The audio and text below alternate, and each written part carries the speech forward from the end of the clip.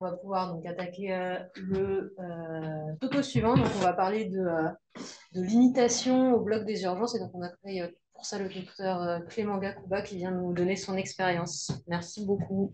Merci, merci à vous.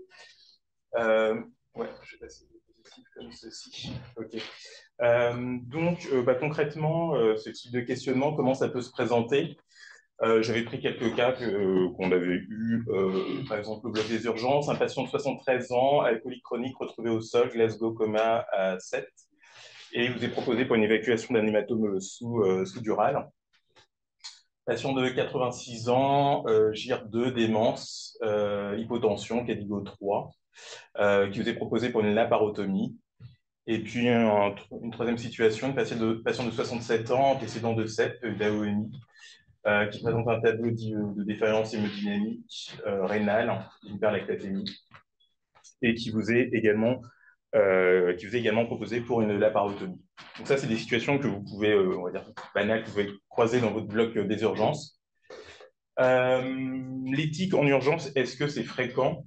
J'ai pris pour exemple ce travail qui avait été fait par l'équipe de Nantes, qui commence un petit peu à dater. C'était une enquête auprès de près de 200 anesthésistes réanimateurs. 9 sur 10 déclaraient avoir déjà participé à une situation de l'ATA en urgence. Et 1 sur 2 avait dû décider seul dans un tel contexte. Donc ça, c'est une étude qui était un peu ancienne. À l'époque, les MAR faisaient davantage de SAMU, donc c'était ça peut peut-être expliquer des chiffres aussi élevés, mais des travaux plus récents. Ici, c'est une équipe qui a été faite par les Lillois plus récemment, qui a retrouvé ce type, qui identifie encore cette problématique comme étant fréquente. Et lorsqu'ils essayaient de cibler les difficultés rencontrées par les équipes, c'était pas tant, il n'y a pas tant de difficultés au sein de l'équipe anesthésique ou bien avec l'équipe paramédicale, mais plutôt des désaccords entre l'équipe anesthésique et chirurgicale qui étaient rapportés comme étant parfois une difficulté pour 50% des participants à cette enquête. Alors, l'éthique en urgence, quelle difficulté? En éthique, on aime bien faire l'étymologie. Et alors, urgence, je ne sais pas si vous savez d'où ça vient, mais ça vient de urgéo. Et urgéo, ça veut dire faire pression. Et ce terme de pression, finalement, il résume bien tout ce qui se passe dans cette situation. On a la pression du temps, il faut faire vite. Il y a la pression qu'il y a l'incertitude. On ne connaît pas bien le patient que l'on a face à nous lorsqu'on prend une garde au bloc des urgences et qu'on se trouve face à ce patient pour la première fois. Donc, on ne connaît pas le terrain, les antécédents. S'il n'est pas en état de s'exprimer, on ne connaît pas non plus ses volontés. On peut avoir des situations de conflit entre le MAR et les opérateurs, comme on a vu dans l'enquête des Lillois. On a la pression également possiblement des proches. Et puis, les circonstances sont quand même assez défavorables pour gérer des problématiques éthiques des urgences, du bloc des urgences. En réanimation, vous avez une expérience où finalement on a le temps de se poser, de faire des staffs éthiques. Mais dans un bloc des urgences, finalement, on gère des flux de patients, d'opérateurs, et on n'a pas même des conditions tout bêtement matérielles favorables pour se poser. Et tout ceci donc ajoute à une charge cognitive qui rend tout ça, qui rend la résolution de problèmes difficile. Alors, je vais essayer de vous montrer comment on peut un petit peu s'orienter face à ces problématiques éthiques que vous allez rencontrer de manière fréquente. Parfois, le premier filtre déjà qu'il faut appliquer. Déjà, il faut savoir déjà si tout bêtement le questionnement que l'on se pose relève de la loi ou pas, parce que sinon on va rien faire qui soit en dehors du cadre légal, donc ça règle certaines problématiques. Et puis le deuxième filtre, c'est aussi de savoir si finalement la problématique est pas purement d'ordre médical. Alors parfois, on ne connaît pas bien les indications et les bénéfices d'une intervention, et l'intervention peut nous paraître peut-être disproportionnée au vu du pronostic, mais finalement, après discussion, on peut toujours vérifier avec l'opérateur si finalement l'indication n'est pas tout bêtement justifiée en termes de balance bénéfice-risque. Donc l'exemple du patient traumatisé crânien grave que je vous présentais, il est certes grave, il y a certes une incertitude sur le pronostic, mais finalement, on va dire c'est le lot commun des patients que l'on prend en charge en anesthésie et réanimation, et on n'a pas de certitude d'une évolution défavorable chez ce patient. Et donc finalement, dans ce cadre-là, on peut considérer qu'on a une balance bénéfice-risque favorable. À l'autre spectre des situations que vous allez pouvoir croiser, J'évoque les terrains particuliers que peuvent être le patient dit moribond, le patient pour lequel on est dans une stratégie déjà palliative, et puis les patients gravataires avec démence avancée. Donc, dans certaines situations, il va être consensuel de considérer qu'il serait déraisonnable de prendre en charge de manière invasive de tels patients. Le cas clinique numéro 2 que je vous ai exposé, la patiente de 86 ans, GIR2, vous savez, GIR1, GIR2, donc c'est une espérance de vie qui est inférieure à 1 an. Donc dans un tel contexte, de manière consensuelle, on peut penser qu'il est déraisonnable de prendre en charge cette patiente. Donc, une fois qu'on a éliminé les cas pour lesquels il y aura une indication finalement assez consensuelle d'intervention, et puis qu'on aura éliminé les cas pour lesquels ce sera aussi assez évident qu'il ne faut pas entreprendre d'action invasive, reste les autres cas, c'était l'exemple du cas clinique numéro 3. Alors, comment on peut avancer dans la réflexion? On parle d'éthique. Alors, j'aime bien moi, les schémas, les petites flèches, tout ça. Donc finalement, on peut visualiser les choses comme étant une situation A, on est dans une situation donnée. Il va falloir passer dans une deuxième situation. Pour passer de la situation A à la situation B, il va nous falloir agir. Et la question que l'on se pose, c'est comment avoir une action bonne d'un point de vue moral. Et ça tombe bien, il y a une discipline dont c'est l'objet de réfléchir à ce qu'est une bonne action d'un point de vue moral, c'est ce qu'on appelle la philosophie morale. Alors, je ne vais pas vous faire un cours là, de philosophie morale dans le temps qui m'est imparti, mais je vais quand même essayer de vous donner quelques notions vraiment de base pour que vous ayez en tête les principales réponses qu'apporte la philosophie morale, en tout cas les cadres de pensée qui existent. Il y a 3 grands cadres de pensée, et c'est intéressant de les avoir en tête. Le premier cadre de pensée, c'est ce qu'on appelle l'éthique des vertus. Alors, j'illustre ça avec un objet que vous connaissez bien, le laryngoscope. Ça fait un peu le lien d'ailleurs avec le topo sur les curares précédents. Un laryngoscope, on peut envisager les différentes qualités d'un laryngoscope. On peut envisager le poids du manche, qui doit être ni trop léger, ni trop lourd, la longueur de la lame, qui de la même manière doit être ni trop courte, ni trop longue, la souplesse de la lame et la luminosité. Donc, en fait, si on décompose les différentes qualités qui composent un laryngoscope, eh bien, elles doivent toutes se trouver dans une sorte de juste milieu. Et le laryngoscope qui aura l'ensemble de ces qualités, on va pouvoir dire qu'il excelle dans sa fonction. Et c'est là que je vais faire le lien avec la philosophie antique d'Aristote, c'est que cette notion d'excellence, chez les Grecs, ils ont un terme pour ça qui s'appelle l'arrêté. Et c'est ce terme d'arrêté qui a été traduit par vertu. Alors, c'est quoi cette éthique de la vertu? C'est de considérer que finalement, dans les situations qui vont poser problème d'un point de vue éthique, il faudrait identifier 2 vices, ce qu'Aristote appelle les vices. Un vice caractérisé par un défaut, un vice caractérisé par un excès, et c'est entre ces deux que va se situer entre guillemets, ce juste milieu, cette excellence, cette vertu.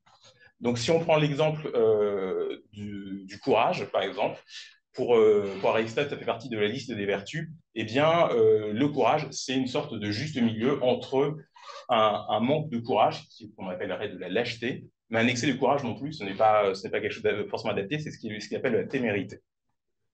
Et donc, pour Aristote, il existe comme ça toute une liste de vertus, le courage, la prudence, la tempérance, la justice. Ça, c'est la première approche en philosophie morale. Une deuxième approche plus récente, si on prend une sorte de fil historique, c'est l'approche déontologique. Alors, l'approche déontologique, on l'illustre avec Emmanuel Kant. De la même manière, je ne vais pas rentrer non plus dans la pensée fine de Kant, je ne sais pas si j'en serais capable. Mais pour Kant, en fait, pour lui, ce n'est pas la vertu qui va compter pour savoir si une action est morale, c'est plutôt ce qu'il appelle la notion de volonté bonne. C'est ce qui est au point de départ de notre action. Et ce point de départ, en fait, il doit se faire par obéissance au devoir. Donc, en fait, une action qui est morale, c'est une action qui va se faire par devoir. Et il s'impose pour tout un chacun des devoirs que nous devons respecter. Donc, les devoirs, on va dire, évidents. Nous ne devons pas tuer, nous ne devons pas mentir, par exemple. Et une action sera morale si elle se fait par respect pour ce devoir. Donc, il y a des devoirs qui sont assez, on va dire, consensuels, comme l'interdiction de tuer.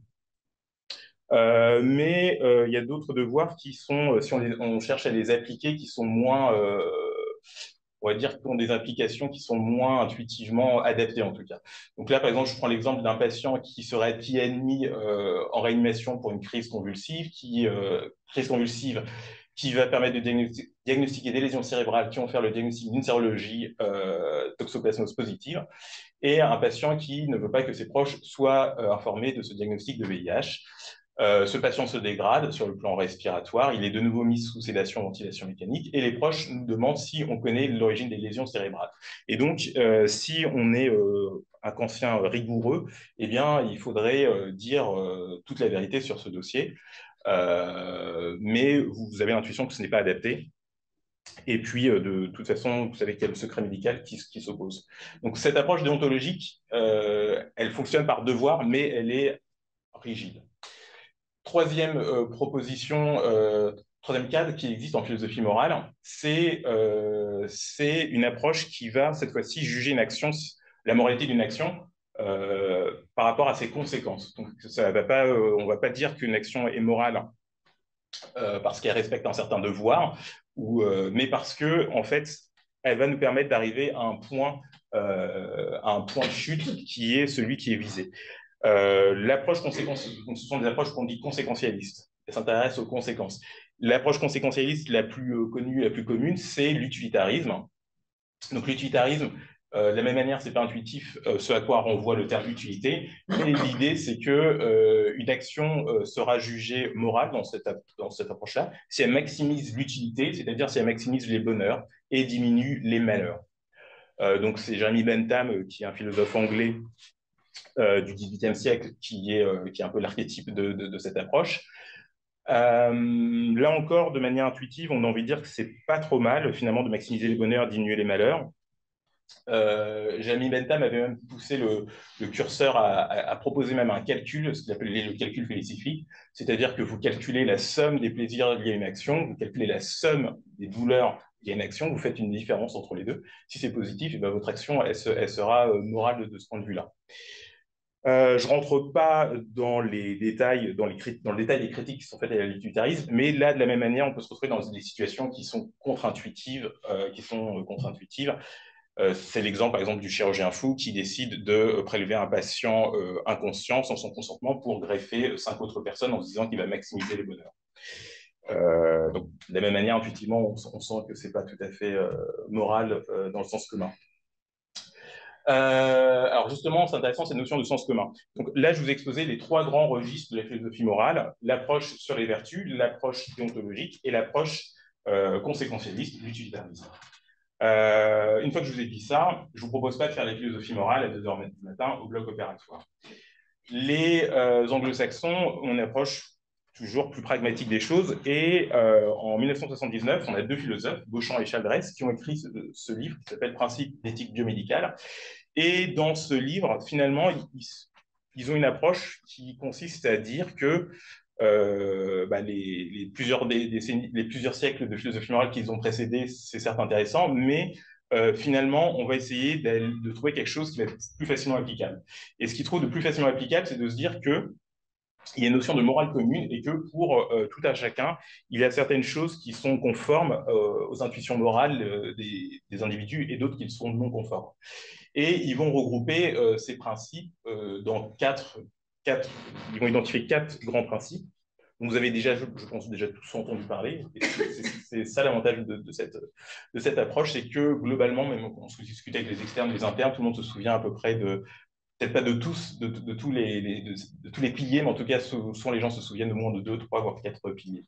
Donc, un de ces piliers, je dis le premier, mais en fait, il n'y a pas de hiérarchie entre ces principes, c'est l'autonomie, c'est-à-dire c'est la capacité qu'a un individu à s'autodéterminer et à prendre ses décisions pour lui-même. Donc ça, de manière consensuelle, il admis que c'est quelque chose qu'il faut préserver. La bienfaisance, c'est l'idée d'agir dans l'intérêt d'autrui. La non-malfaisance, alors la non-malfaisance, c'est pas juste le négatif de la bienfaisance, sinon on ne verrait pas trop l'intérêt. C'est surtout que il est possible d'entraîner un préjudice chez un patient, mais ce ne doit pas être de manière inutile. C'est-à-dire qu'il doit y avoir à la fin des avantages qui sont supérieurs au préjudice. Et enfin, le quatrième principe, c'est le principe de justice qui renvoie à une répartition équitable des coûts et des bénéfices entre les différents patients que l'on est amené à prendre en charge. Si je vous donne quelques exemples, en fait, vous allez voir que très rapidement, on arrive à identifier quels sont les principes éthiques qui sont sollicités. Par exemple, si vous avez un patient de 48 ans qui a une chirurgie hémorragique avec risque de transfusion sanguine et que ce patient refuse toute transfusion, vous allez sentir une tension éthique, je pense. Et si je vous demandais d'identifier quels sont les principes, vous m'identifierez assez facilement que vous ressentez une tension entre votre besoin d'agir par bienfaisance, donc d'agir pour le bien de ce patient, mais qui apparaît contradictoire avec la volonté également de respecter la volonté de ce patient. Donc on a une tension entre le principe de bienfaisance et le principe d'autonomie. Autre exemple, un patient de traumatisé médulaire qui refuserait d'être maintenu sous ventilation mécanique et donc qui décéderait. Eh bien, là encore, finalement, on se dit qu'on a une tension entre notre volonté d'agir pour le bien de ce patient et la nécessité de respecter son autonomie.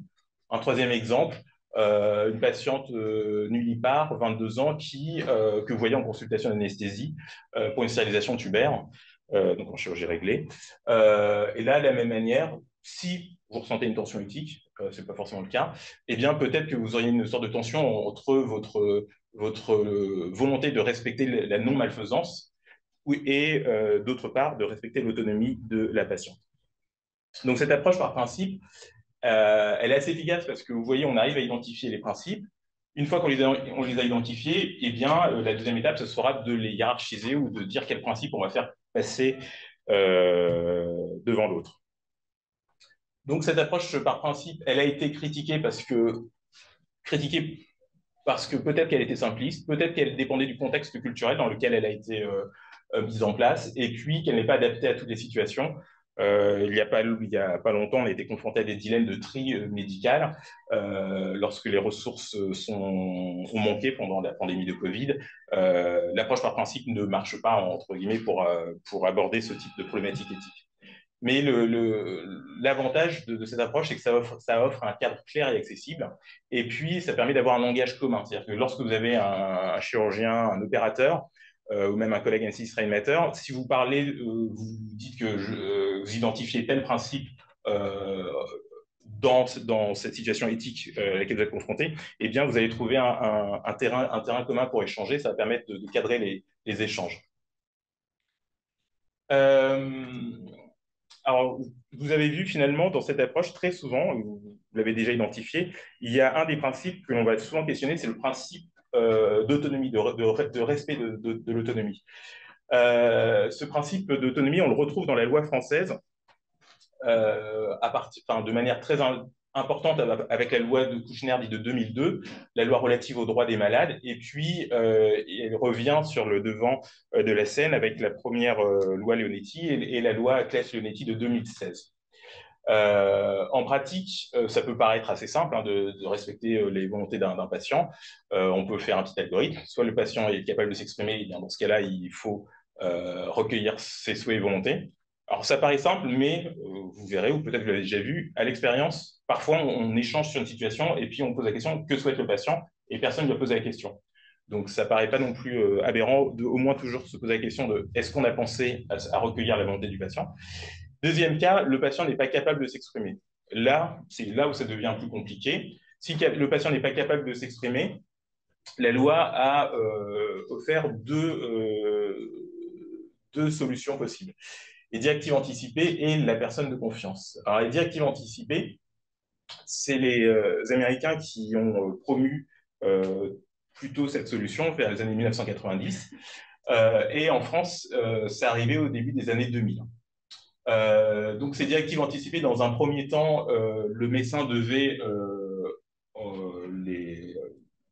en prendre, enfin, les connaître et en prendre compte dans sa réflexion. Et puis, dans la loi de 2016, ces directives anticipées s'imposaient aux équipes médicales, avec toutefois des dérogations prévues. Donc, la situation de l'urgence et les situations où les directives anticipées nous paraissent manifestement inappropriées. Je ne développe pas, mais on pourra, si vous avez des questions, revenir sur ces points. Deuxième possibilité, la personne de confiance. Donc là encore, une apparition dans les années 2000 en France, dans les textes de loi. Cette personne de confiance, le point très important, c'est qu'elle rend compte de la volonté de la personne, non pas de ses propres volontés. Et sauf urgence ou possibilité, son avis prévaut sur tout autre avis non médical. Point très important, pareil pour la pratique clinique. Souvent, vous entendez parler de personnes de confiance dans un dossier, un service, etc. En fait, c'est la personne référente. On va vous dire, ben non, en fait, on va dire, oui, il y a une personne de confiance, c'est son époux, son frère ou ce que vous voulez. Mais du point de vue de la loi, la personne de confiance, c'est quelque chose qui est très précis. C'est-à-dire qu'un document qui est signé par le patient et qui est également signé par la personne de confiance. Ce n'est pas le référent pour lequel on a le numéro de téléphone dans le dossier. Alors, directive anticipée, personne de confiance, sur le papier, c'est très bien, mais en fait, on sait que c'est pas quelque chose qui est fréquent. Les directives anticipées, dans votre pratique clinique, je pense que vous avez déjà observé que c'est pas quelque chose qu'on trouve de manière fréquente. Et pourquoi? Eh bien, ben, justement, parce que lorsque l'on sonde les Français, donc là, c'était ce sondage qui a été fait régulièrement par l'Institut BVA pour sonder les pratiques des Français sur cette question. Donc ici, c'était les Français âgés de 50 ans et plus. On a une bonne proportion, donc un Français sur deux qui ne connaissait pas cette notion de directive anticipée, et puis même un sur deux qui disait qu'ils ne les avait pas rédigés et que de toute façon, ils n'envisageraient pas de le faire. Et puis pour ce qui est de la personne de confiance, de la même manière, c'était pas quelque chose qui était connu partout par tous les Français. Et lorsqu'on demandait aux Français ce qu'ils souhaitaient comme mesure pour que leur volonté soit respectée, c'était eux, ça passe par les discussions avec les proches. Donc en fait, le point qu'on identifie, c'est de pouvoir identifier les proches dans une situation éthique, parce que très souvent, ce sont eux qui vont être les mieux placés pour nous dire ce qu'aurait voulu le patient. Un autre point dans ces réflexions éthiques que vous allez avoir, c'est de questionner ce qu'on appelle l'obstination déraisonnable. L'obstination déraisonnable, c'est quelque chose qui est proscrit. Dans le serment d'Hippocrate, vous avez cette phrase: je ferai tout pour soulager les souffrances, je ne prolongerai pas abusivement les agonies, je ne provoquerai jamais la mort délibérément. Vous avez dans l'article 37 du Code de déontologie médicale, le médecin doit s'abstenir de toute obstination déraisonnable dans les investigations ou la thérapeutique. Et dans la première loi de Leonetti de 2005, les actes médicaux ne doivent pas être poursuivis par une obstination déraisonnable. Alors, l'obstination déraisonnable, c'est quelque chose qui est proscrit, mais le problème, c'est que ce n'est pas quelque chose qui est défini. Il y a 3 points qu'il faut avoir en tête lorsqu'on parle d'obstination déraisonnable et qui sont rappelés dans le code de déontologie et dans la loi. C'est cette notion de soins qui apparaissent comme inutiles, disproportionnés, et le maintien artificiel de la vie. Une manière de réfléchir fréquente que vous allez rencontrer, ou que vous avez déjà rencontré dans ce type de situation, c'est la question de la proportionnalité des traitements. Et j'avais emprunté cette approche-là à cet auteur qui travaille beaucoup sur les accidents vasculaires cérébraux en réanimation. C'est de questionner, alors lui, comment il présente les choses, c'est de questionner la proportionnalité des traitements entre, d'une part, le pronostic qu'a un patient, et d'autre part, la lourdeur des thérapeutiques. C'est-à-dire que si les traitements sont très lourds et qu'en regard, on a un trop faible espoir d'évolution favorable, eh bien là, on peut questionner ce qu'on appelle, ce que les anglo-saxons appellent la futilité du traitement. Ça, c'est quelque chose en pratique qui est très courant, très fréquent dans notre pratique clinique. Un des derniers points que je veux aborder, c'est l'éthique de la discussion. Parce que lorsque vous allez être face à une situation, une problématique éthique, il va falloir discuter. Alors discuter, c'est quoi? C'est pas juste se mettre autour de la table et puis parler, et puis c'est bon, on peut dire qu'on a discuté. C'est quelque chose qui est pensé par les philosophes qui s'intéressent à ces enjeux. L'idée, c'est qu'il y a un certain nombre de prérequis qu'il faut accepter, notamment l'égalité en compétences éthiques. Donc, il n'y a pas, c'est pas parce qu'on est senior que notre point de vue moral prévaut sur celui d'un interne.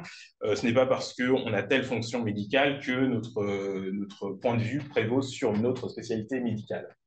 il faut, lorsque l'on s'engage dans une réflexion collégiale, et quand vous serez senior, c'est vous qui allez l'animer, il faut veiller à ce que tout un chacun puisse s'exprimer et le temps de s'exprimer. Autre point, il faut argumenter de manière rationnelle, donc, avec des arguments, et puis être disposé au changement de point de vue. Donc, cette éthique de la discussion, c'est quelque chose qui fait l'objet d'études. On pourrait même rapprocher de ce champ d'études ce qu'on appelle la sagesse des foules. La sagesse des foules, c'est une notion d'ailleurs statistique. Alors, parfois, je fais ce topo-là avec un pot de coquillettes et je demande à l'Assemblée d'estimer le nombre de coquillettes qu'il y a dans ce pot de coquillettes. Ça paraît une question un peu bizarre. Les gens donnent le nombre de coquillettes. Et lorsque l'on recueille en fait les valeurs qui sont données par chacune des personnes, et ben on s'aperçoit que la moyenne ou la médiane, ça dépend, est très proche du nombre exact de coquillettes. Ce pot de coquillettes, j'avais fait à Caen, je crois que j'avais 2700 coquillettes dedans. Et ça, en fait, c'est un aspect statistique qui avait été démontré il y a très longtemps par Francis Galton. Et donc, en fait, tout ça, ça renvoie au fait que lorsque l'on est à plusieurs, il se passe des choses qui ne se passent pas lorsque l'on est tout seul. Et l'idée, c'est que lorsqu'on est plusieurs, on va augmenter ce qu'on appelle la diversité cognitive et on va multiplier différents points de vue sur un sujet. Et c'est ainsi qu'on peut avoir une vision comme ceci à 360 degrés, comme dans Matrix, sur une situation. En pratique, cette réflexion collégiale, elle est prévue dans la loi. On la retrouve notamment dans 3 points très précis. Les situations de limitation ou d'arrêt de traitement, lorsque l'on décide de mettre en place une sédation profonde et continue, et lorsque on juge que les directives anticipées ne sont pas adaptées et qu'il ne faut pas les suivre. Donc, dans ce cas-là, la loi nous impose une procédure collégiale. Donc, c'est pour dire que ce n'est pas non, simplement une lubie d'éthiciens et de philosophes. La loi a intégré complètement cette notion. Un point également qui n'est pas toujours bien perçu, c'est que ce qui est collégial, c'est la réflexion, mais la décision, elle est individuelle.